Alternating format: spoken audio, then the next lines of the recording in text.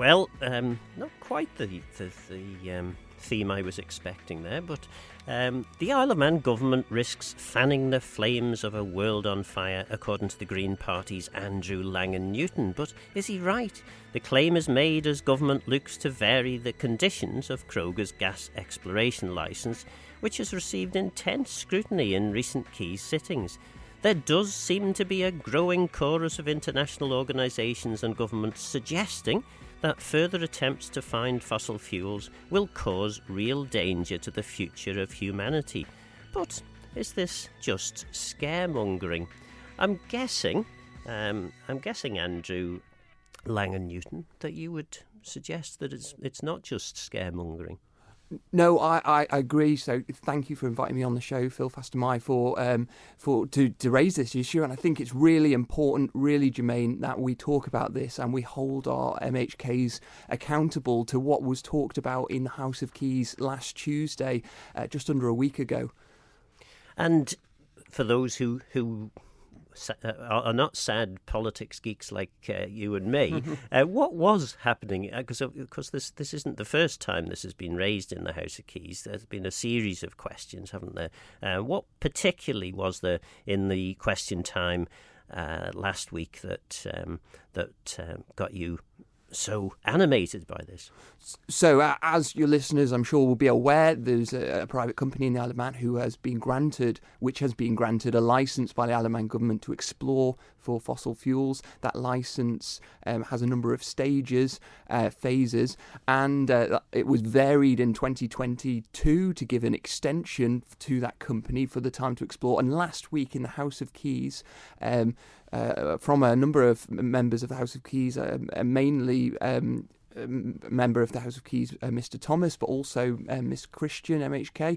There was questions put to the Chief Minister and the Treasury Minister, and then to the Department of Infrastructure Minister, Minister Crookall, MHK, about the licence and about what was taking place with Crogger, and there was a particular question from Mr. Thomas about the variation or prospect of that licence being varied to allow Crogger to drill for gas, initial wells, prospecting wells, I should say, to see if the gas there, before specific actions which were supposed to take place took place, and that specifically was a 3D seismic survey that is supposed to on the current licence take place in phase B of the licence.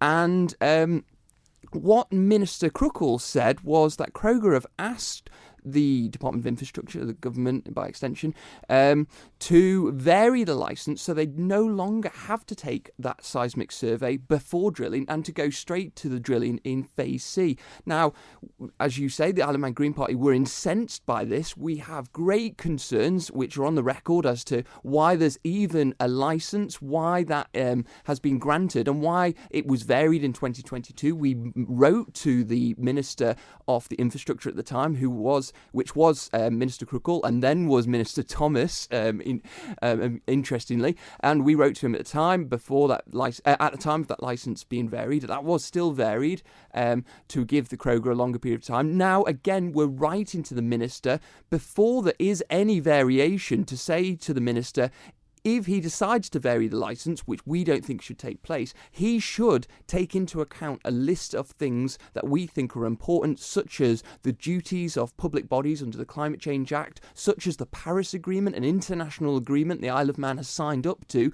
on reducing emissions and trying to keep global temperatures below 1.5 degrees of from pre-industrial levels. Amongst many other things, such as the Human Rights Act.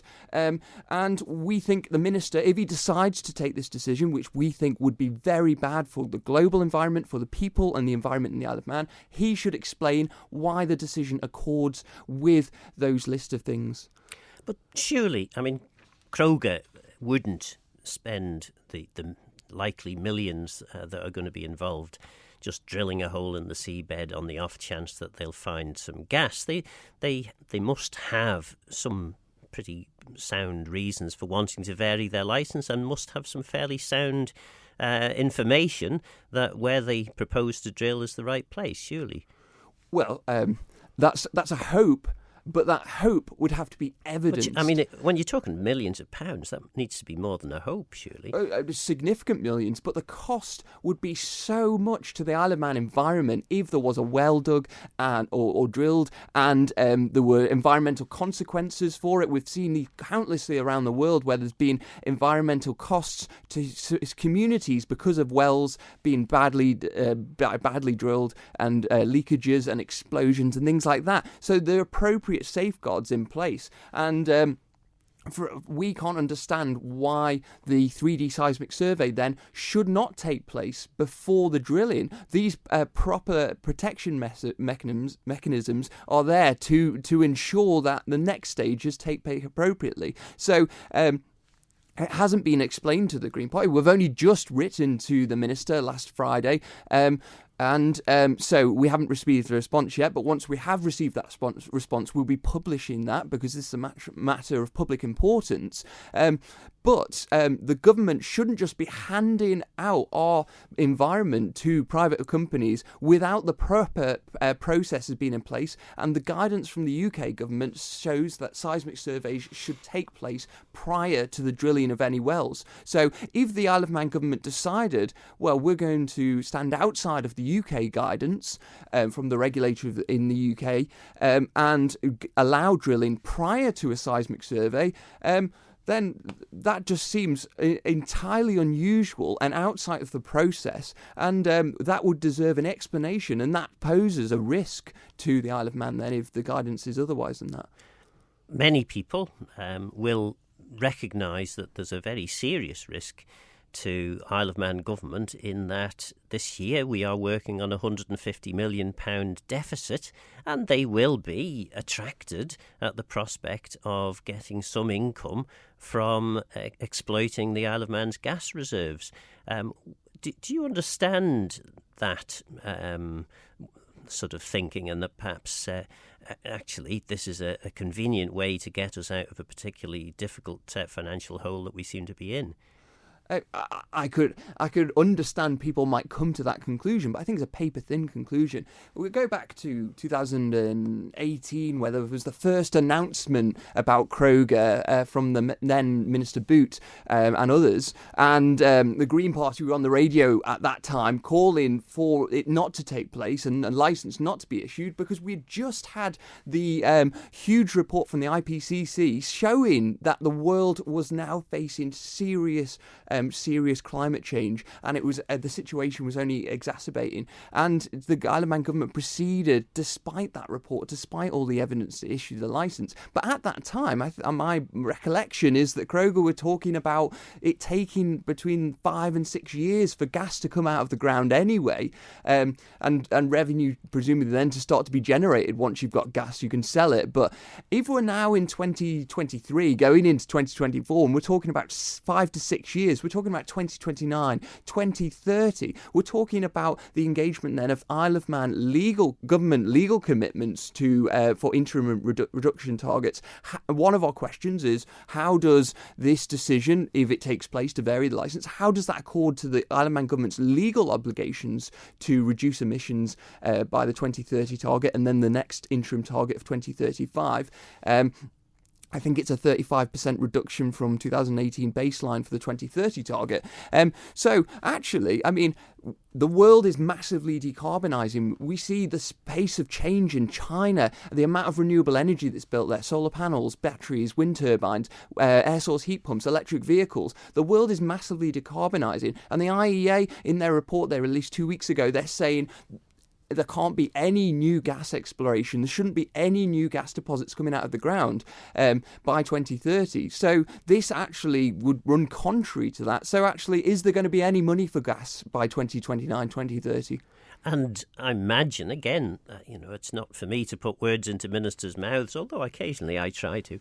But I'm sure the minister, were he here, would say, well, we're going to have to be using gas anyway as a transition fuel. So it may as well be our gas earning us some income as somebody else's gas. Surely to goodness there's some reason and logic to that suggestion? With respect, again, I would say questionable on reasonable grounds, on the basis that what entitlement do we have to that gas? So Kroger are there to sell it. They bring it out of the ground. There might be some revenue for the Isle of Man government if it ever comes out of the ground and it can ever be sold. But we're seeing these markets in the world massively decarbonising. A pace of 5 to 6 years to get gas, to the idea that it could even generate revenue. These markets are going to be exhausted. They're going to be massively depleted because the answer is the cheapest form of energy generation we know now is solar and then wind. And so actually we should be investing in the cheapest forms of energy generation in the Isle of Man. And there are options that are being explored at the moment. Certainly the wind farm offshore, which is being explored by Ørsted, and indeed the one at Eiristein and the Skird. But all of these have their challenges, though, don't they? And there will be plenty of people listening to this programme. And I should say that I have an interest in that the Eiristein development is in my backyard, so to speak. But there will be people listening to this programme who will be saying, what price for this move to decarbonise and renewable? What price in terms of environmental destruction, habitat loss is acceptable in relation to renewable energy? And I would add to that, Phil, the Balawan solar farm, which planning application went in I think, January or February 2023 this year. The Isle of Man Green Party wrote to the planners in August this year to say this and set out why, and you can find a copy of that correspondence on our website, www.greenparty.im, to set out why it was really important to grant planning for renewable energy schemes, such as the Balawan solar scheme, setting out the legislation, the regulation, which we've all passed over the last decade to support energy now. Now we've got an example of a private company offering that to the Isle of Man, and so the planners have got the option in their hands to grant that and to facilitate a real decarbonisation. So that's a great opportunity for the Isle of Man as well. And again, the Ørsted opportunity is there, isn't it? I mean, this is being promoted. Are there any risks, though, in terms of, because I know the Isle of Man Steam Packet, for example, have concerns about the proliferation of wind farms in the Irish Sea, making it more difficult for them to be able to navigate. Is there not perhaps a little bit of putting the cart before the horse in some of this decarbonisation agenda, certainly the government's decarbonisation agenda, in that we don't seem to be doing very much by way of sorting out the energy waste that there is in the island? The island's housing stock, for example, is generally very poorly insulated. And the sort of the Green Living grant and the various other grants that have been available from time to time hardly even scratch the surface. Yes, so you raised some really important points there, so Phil. So thank you for that. On the first point about the steam packet, what we have is a changing climate where the wind, where the storms are getting more powerful, where the ocean and the sea levels are rising as well, and so the cost of inaction is huge. Dramatic, and it's really difficult to understand how these complex networks all come together in affecting our society. But it is happening now, and we're seeing this in the hottest year on record. What the United Nations are describing now, even though we're only in just in November, they're saying that it's looking like a 1.43 plus average global temperatures from pre-industrial levels. So we're almost at the 1.5, and this is a huge concern because we live on an island. We depend on. There was a statistic from Sir Tim Smith, who founded the Eden Project, who I heard speak earlier this year. He had. I'm not clear where he got the statistic, but I think it was something like between 3 and 5% of our food is grown in the Isle of Man. I can't remember. It was something in that region, but that really illustrates how fragile our society is and how dependent we are on transport transport on and off the island. And if our weather systems are curtailing that transport, are making delays, and we're in the middle of a storm at the moment, aren't we, which is impacting the steam packet. If that's going to become more ever present, it's going to become more and more difficult to live on the Isle of Man. So action needs to take place now, because the real tests are right in front of us, staring in our faces, especially as we go into this winter in the hottest year on record. So there's that point as well. So you raise a really good point about the fabric in our building stock. The Isle of Man Green Party, in the consultation for the Climate Change Act back in 2020 and 2019, we were very keen to emphasise how there needed to be improved standards on the housing stock we were building now. Its Strategic Plan 2016 proposed 5,500 buildings in the next decade, but they're not being built with air source heat pumps. They're not being built with we would say the appropriate standard of insulation. But they are being built to a far better standard than the 40,000 plus homes that many of us live in, which are not particularly well insulated. And well, I don't know, maybe it's just me. I would have thought that might have been one of the first places to look when it comes to decarbonising. You know, you could, because I mean, maybe I'm wrong on this, but I do get the feeling that there's still a very large proportion of the Manx population who are at best lukewarm and possibly even cynical to the whole green agenda, and need some pretty sound convincing. And I can't think of a better way of convincing someone that actually this is a journey worth taking than substantially reducing the cost of their heating bills. Well, this is a really good point. And one point I heard, going back to the wind turbine point, Octopus Energy, Greg Jackson, who leads Octopus Energy in the UK, a really forward-thinking organisation, and they build wind turbines around the UK. And if you're near a wind turbine site built by Octopus Energy and you can see the wind turbine turning, then if you go with a contract with them, they'll offer you 50% off on your electricity bill.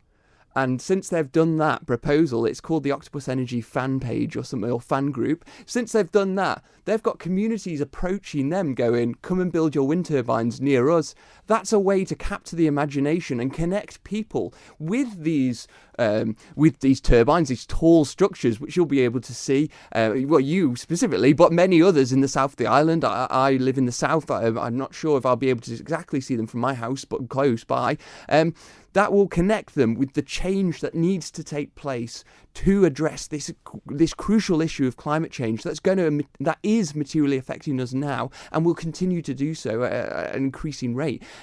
So that's one example. But you're absolutely right. One thing I would ask for clearer guidance from the Isle of Man government, or clearer information, is their heat pump scheme. So the Manx Utilities has been running a heat pump scheme since, I think, about 2019, maybe earlier, where they'll offer interest-free loans. I think initially that was for 50 properties. Then it was expanded, I believe, to 150 properties.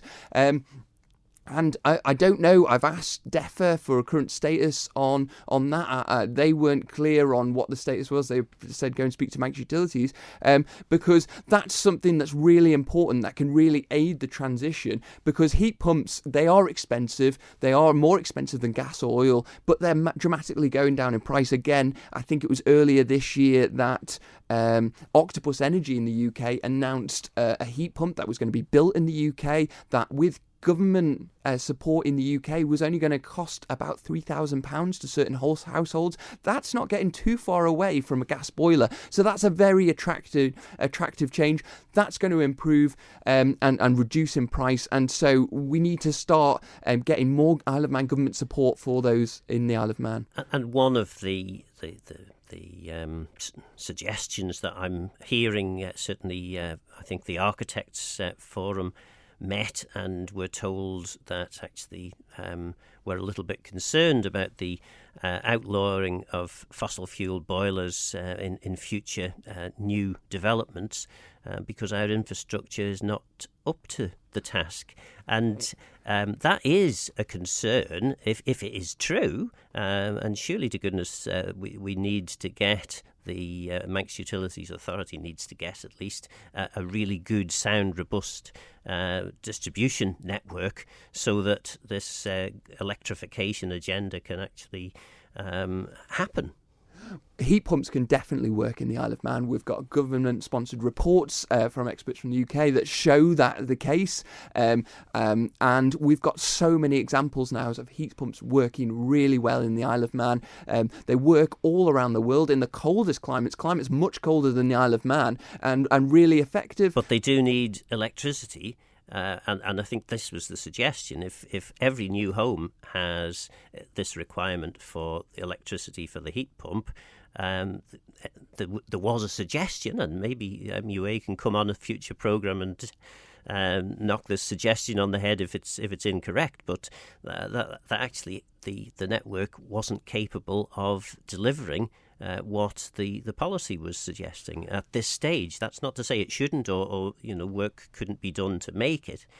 But that would be a concern if that's the case. Yeah, I wouldn't be so concerned about that. Heat pumps run constantly pretty much on a lower level. The bigger issue is if we get loads of electric vehicles going on. So we have the spike in energy consumption is between 5 and 7, 8 o'clock at night. And especially in December, if you've got lots of people coming home from work all plugging in their electric vehicle at once, then that's an issue. But we've got means to soften that curve, that spike, by having different pricing mechanisms. They've currently got pricing mechanisms where you can get a lower charge if you charge your car later in the evening and times like that.